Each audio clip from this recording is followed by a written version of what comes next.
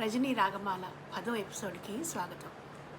రజనీ గారు లలిత గీతాల్లో రకరకాల జానర్స్లో రాశారు.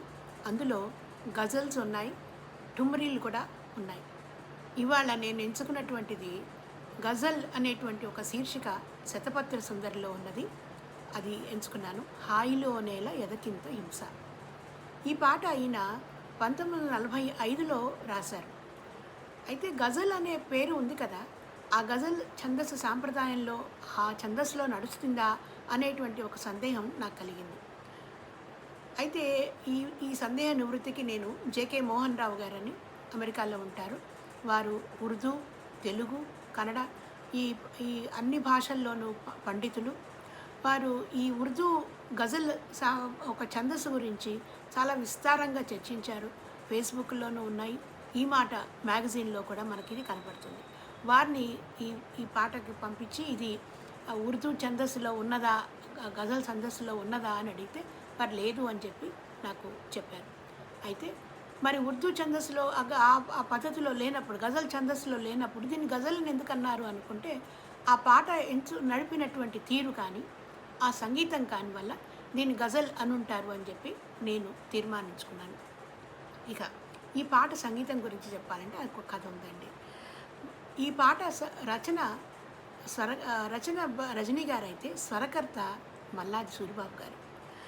మల్లాది సూరిబాబు గారు మనందరికీ తెలుసు. ప్రఖ్యాత కర్ణాటక సంగీత విద్వాంసులు, లలిత సంగీత విద్వాంసులు. వారు ఈ మధ్యనే 80వ సంవత్సరం పుట్టినరోజు కూడా జరుపుకున్నారు.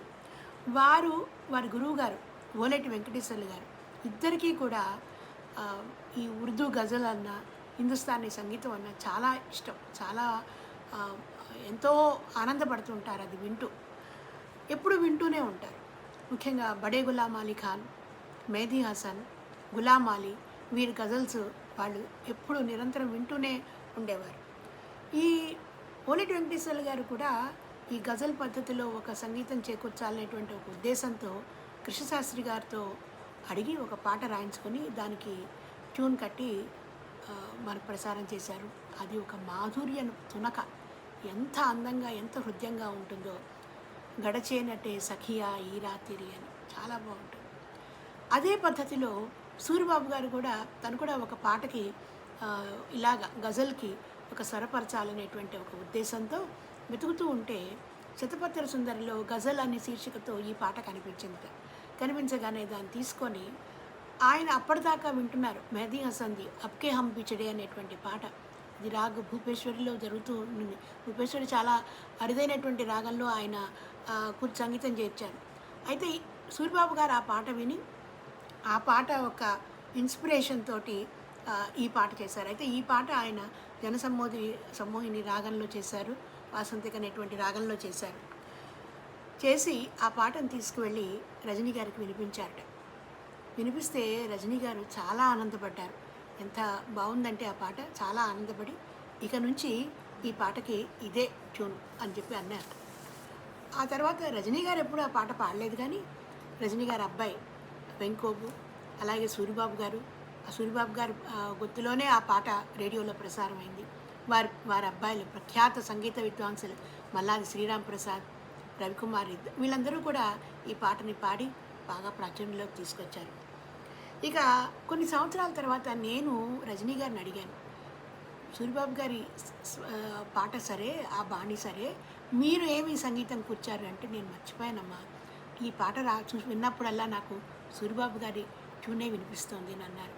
నిజంగా అది ఆ కవికి, ఆ స్వరకర్తకి ఇద్దరికీ మనం అభినందించవలసినటువంటి విషయం.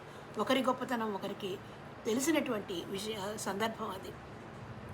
ఇక మనందరికీ తెలుసు ఈ పాట ఎంత అద్భుతంగా సూరిబాబు గారి గొంతులో ఉంటుందో. ఆ స్వరం కానీ ఆ పాట కానీ చాలా అద్భుతంగా ఉంటుంది. ఆయన మధురమైనటువంటి గొంతులో ఈ పాట అలవోకగా సాగిపోతూ ఉంటుంది. ముందు పాట టెక్స్ట్ చూద్దామండి. హాయిలో నేల ఎదకింత హింస, తీయ పాటలో బాధేల వంశీ, శకలాలుగా నిన్ను విరిచి వికల ఋతులందే జగతిమై మరచు, హాయిలో నేల ఎదకింత హింస, ఏల అమృతమ్ము నాశించు వీరే నందనము నేలకే దించుతారే, మురళి నీ పాట నేల గద్గదము, రజనీకంఠాన ఏల బుద్భుతం. ఇదండి ఈ పాట టెక్స్ట్. ఈ పాటని అర్థం చేసుకోవడానికి, దీని లోతులు తెలియజేసుకోవడానికి, నేను తెలియజేసుకోవడానికి నాకు పన్నాల సుబ్రహ్మణ్య భట్ గారు, ఇంజలూరు కృష్ణకుమారి గారు, అంతకంటే ఎక్కువగా బాలాంతరపు కిరణ్ సుందర్ నాకు సహాయపడ్డారు. వారికి నా కృతజ్ఞతలు. ఇక పాటలోకి వద్దాం. హాయిలో నేల ఎదకింత హింస. ఇక్కడ నేల కాదండి, హాయిలోనూ ఏల ఎదకింత హింస. ఎందుకు హాయిలో ఇంత హింస అని? ఇది జవాబు కోసం వేసిన ప్రశ్న కాదు, ఒక శోధన. అది మనందరం కూడా అనుభవించేది. అది హాయి ఎక్కువైనప్పుడు కలిగినటువంటి ఒక బాధ. ఇంకొక కోణంలో మనం ఆలోచిస్తే మనిషి యొక్క సహజ గుణం ఏమిటి అంటే, స్థితి ఏమిటి అంటే ఆనందం. మరి ఆ హాయి అంతలో ఉన్నప్పుడు ఎదకి ఈ బాధ ఎందుకు కలుగుతోంది అని కవి ఆశ్చర్యపోతూ ప్రశ్నిస్తున్నాడు. ఎదకింత హింస అని ఇంత అని ఒక మాట చేర్చి తన సొంత అనుభవపూర్వకమైనటువంటి అనుభూతిని ఆయన జోడిస్తూ వచ్చారు. తన్ని తాను శోధించుకుంటున్నట్లు. దీనికి దృష్టాంతరంగా ఆయన మురళిని ఎంచుకున్నాడు, వేణువుని ఎంచుకున్నాడు. అందుకే రెండో వాక్యంలో తీయ పాటలో బాధేల వంశీ అన్నాడు అని మురళిని ప్రశ్నిస్తున్నాడు. మురళికి ఉన్నటువంటి బాధ, వేణువుకు ఉన్నటువంటి బాధ రెండు రకాలు. అది మనసు అనుకోండి, వేణువు అనుకోండి. ఫిజికల్గా, భౌతికంగా వేణువు శరీరాన్ని, అంటే వెదురు ఒక శరీరాన్ని ఛిద్రం చేసి, ముక్కలుగా చేసి, ఛిద్రం చేసి బాధ పెట్టి ఆ గాయాల్లో నుండి వచ్చేటువంటి ఒక తీయని పాటని వింటున్నాం. ఆ పాడడానికి ఆ వేణువు ఎంత బాధపడిందో.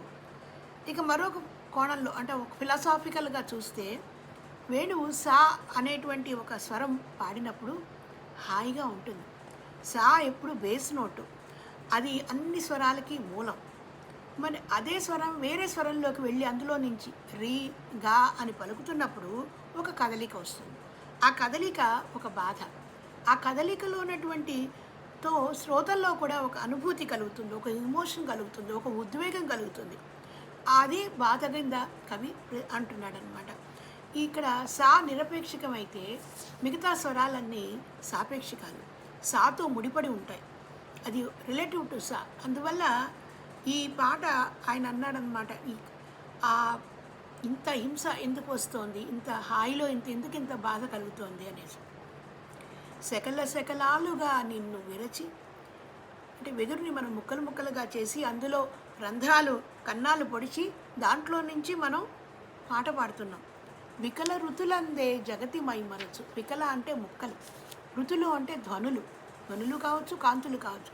అంటే చెదిరిన ముక్కలు. ఆ చెదిరిన ముక్కల్లో నుండి వచ్చేటువంటి చెదిరిన ధ్వనులకి ఈ జగతి మైమర్చిపోతోంది అని ఇది చూసి కవి ఆశ్చర్యపోతున్నాడు. ఎంత ముక్కలుగా విరిచినా వేణువు తీయని పాటే పాడుతోంది, అలాగే వినిపిస్తోంది.